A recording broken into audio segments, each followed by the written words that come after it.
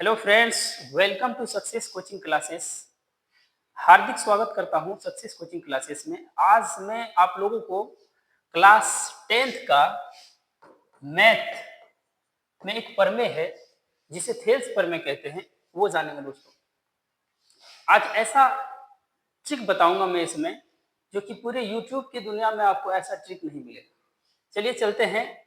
आज हम प्रमाणित करेंगे थेल्स प्रमेय।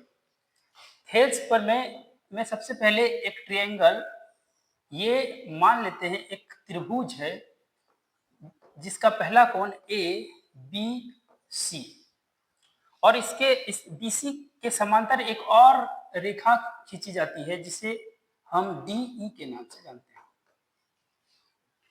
तो माना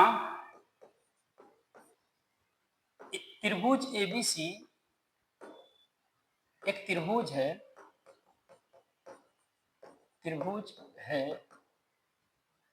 जिसमें डीई समांतर बीसी दिया है। तो सिद्ध करना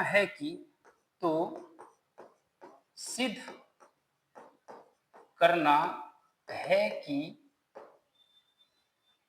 एडी बटा डीबी बराबर एई बटा ईसी।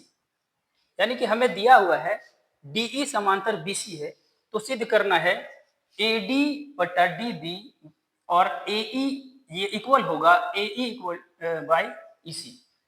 तो इसे हम प्रमाणित करने जा रहे हैं। अब यहाँ प्रमाण देखते हैं दोस्तों।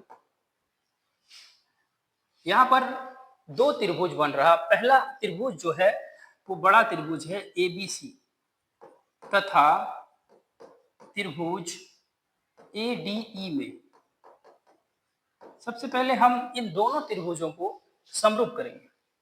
तो यहाँ कोण ए जो है ये बड़े त्रिभुज के लिए भी और छोटे त्रिभुज के लिए भी ये दोनों सेम है, इसलिए हम इसे कोण ए इक्वल टू कोण ए, जिसे अभयनिष्ठ के नाम से जाना जाता है, इसे हम कहते हैं अभयनिष्ठ।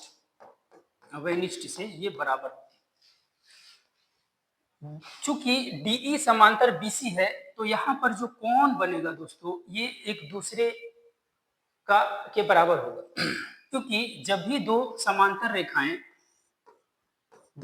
रेखा और तीसरी रेखा उसे प्रतिच्छेद करती है तो इसमें जो कोण बनता है ये कोण और ये कोण ये संगत कोण से बराबर होता है।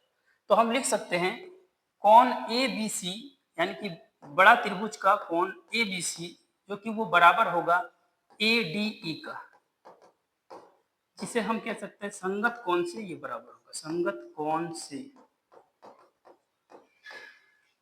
और तीसरा सेम ए सी बी जो होगा वो कोण ए ई डी का बराबर होगा, ये भी संगत कोण से। अब हम देखते हैं कि जब भी किसी दो त्रिभुज का तीन कोण बराबर होता है तो एक प्रमेय है जिसे हम एंगल समरूपता प्रमेय से ये दोनों त्रिभुज समरूप हो जाता है। समरूपता प्रमेय से त्रिभुज ए बी सी जो होगा वो समरूप त्रिभुज ए डी ई। तो ये समरूप हो गया। थोड़ा पहुंचे उठा। तो हम देखें कि बड़ा त्रिभुज एबीसी और छोटा त्रिभुज एडीई ये दोनों समरूप हो गए। और समरूप क्यों करते हैं दोस्तों? तो जब भी दो त्रिभुज समरूप होता है तो उसका संगत अनुपात बराबर हो जाता है। और हमें जरूरत है, तो हम चूंकि ये दोनों त्रिभुज समरूप हो गया है तो हम लिख सकते हैं ए बी जो होगा ए बी, चलिए देखते हैं, ए बी बटा A D equal to A C by A E होगा। बिल्कुल लिख सकते हैं, क्योंकि जब भी दो त्रिभुज समरूप होता है तो उसके संगत भुजा का अनुपात बराबर हो जाता है। आगे बढ़ते हैं दोस्तों। ए बी को हम लिख सकते हैं A D plus D B, और नीचे यहां हम देख सकते हैं नीचे AD है तो नीचे कुछ भी चेंज नहीं होगा, वो AD ही रहेगा, जिसे AD लिखें इक्वल टू, फिर से देखते हैं कि यहाँ AC, ये जो AC है इसे हम AE प्लस EC लिख सकते हैं, तो AC के बदले में AE प्लस EC बाय, नीचे देखते हैं दोस्तों AE, नीचे कुछ भी चेंज नहीं होगा, वही रहेगा, तो हम यहाँ AE लिख सकते हैं।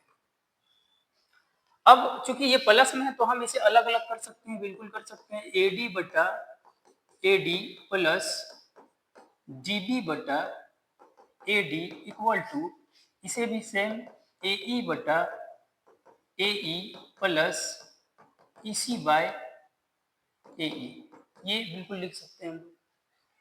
और अब चूंकि ये AD बाय AD हम आराम से, ये बच्चा जानता है, इस ये दोनों का हैप्पी बर्थडे कर देते हैं, ये कट जाता है।